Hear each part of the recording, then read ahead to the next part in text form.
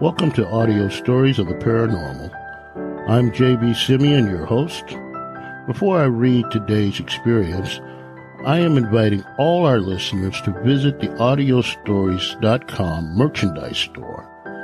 There is a link to the store on the homepage of our website and in the show notes.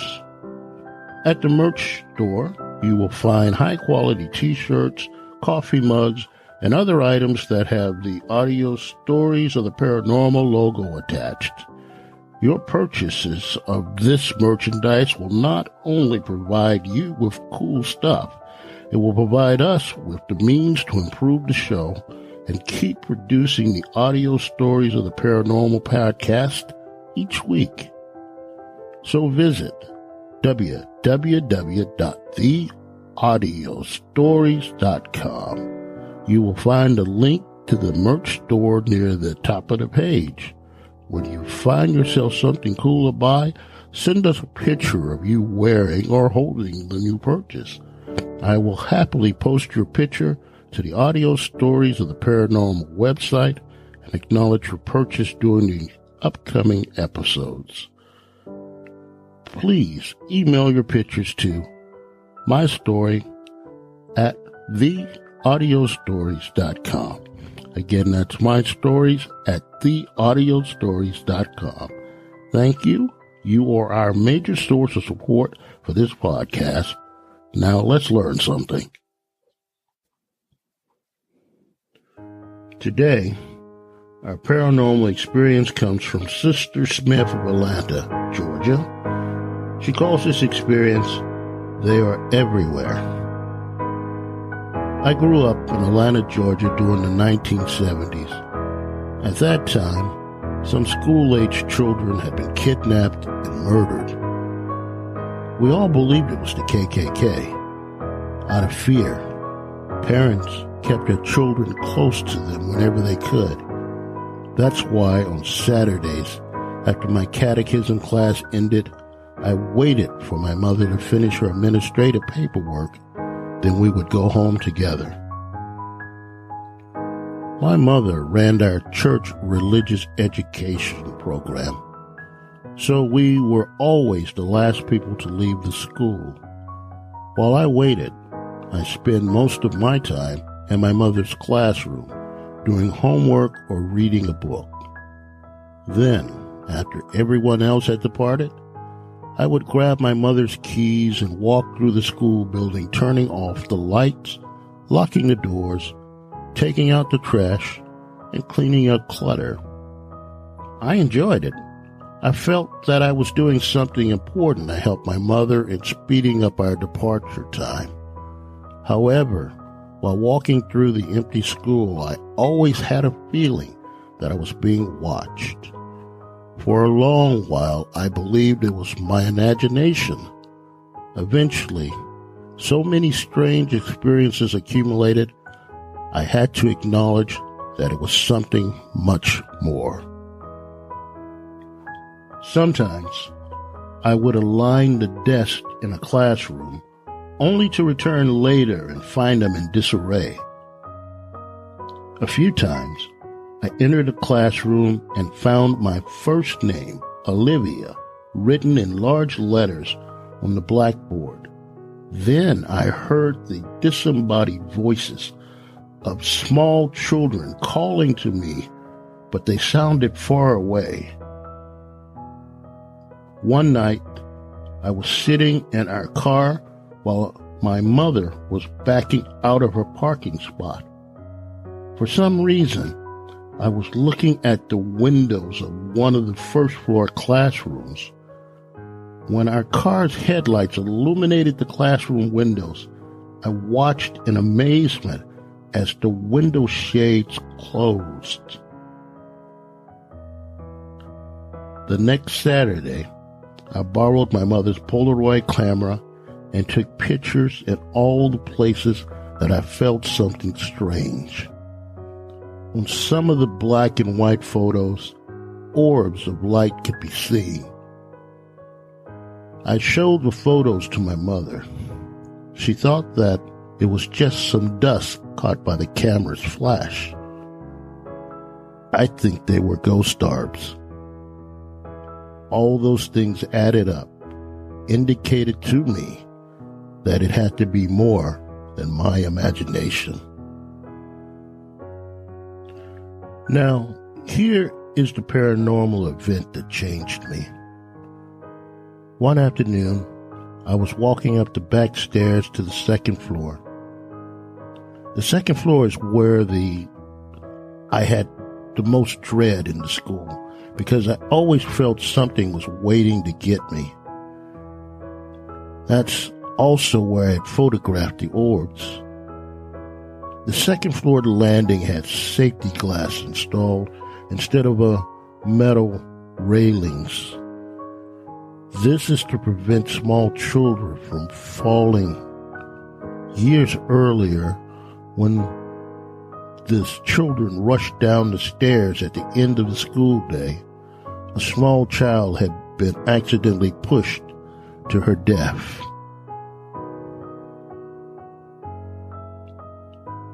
I always enjoyed watching my reflection in the safety glass as I pass. Yes, I am a bit vain. This time, instead of my reflection, I observed a woman standing on the other side of the glass watching me. There was a bright aura of white light surrounding her body.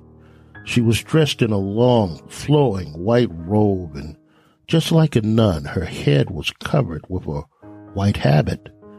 She looked just like one of the holy figures in the paintings in our church. I think she was an angel. Quickly, there at the top of the stairs, just like I'd learned in catechism class, I made the Stations of the Cross and fell to my knees praying. I lowered my eyes. When I finished my prayer, I cautiously looked up to see if she was still there. She was standing in front of me. When our eyes met, she spoke to me, but there were no words. Her thoughts just appeared in my mind.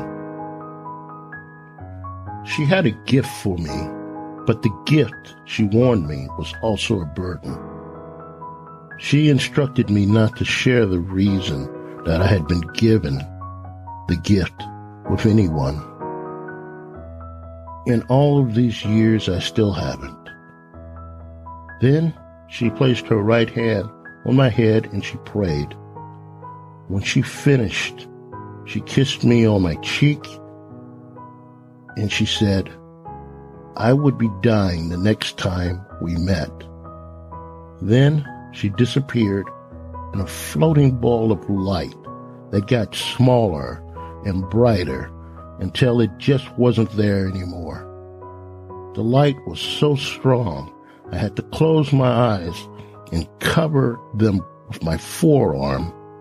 Still, I could see her departure pictured in my thoughts. When I opened my eyes again, and they adjusted to the low light level, I could see, hear, touch, and much worse, smell the dead. This was the gift that I'd been given. Since that day, my purpose in life has been to bring the lingering dead into God's mercy through the light of His grace. To better serve God, I became a nun. That night, I discovered that there were several ghosts on the second floor. That included the ghost of the little girl who had died after being pushed. Though I was afraid, my prayers helped all of them find God's light. Since then, I've helped thousands of ghosts pass to grace, some of whom I've known.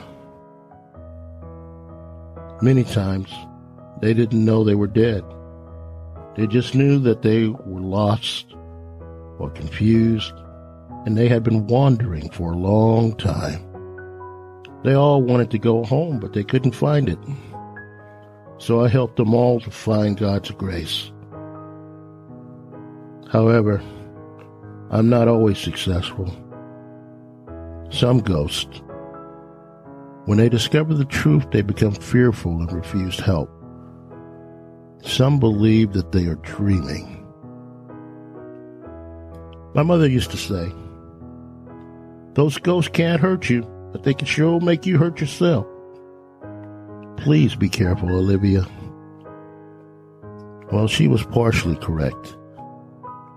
I have been physically attacked and injured many times by ghosts. Even well-meaning ghosts can cause harm out of their fear or their confusion. The longer they spend outside of God's grace, the crazier they become. Also, the more dangerous they become. So, my warning to all of you is this: ghosts exist. When you think you are alone, you are wrong. They are everywhere. Just like living people, if they choose, they can harm you. So don't seek them out.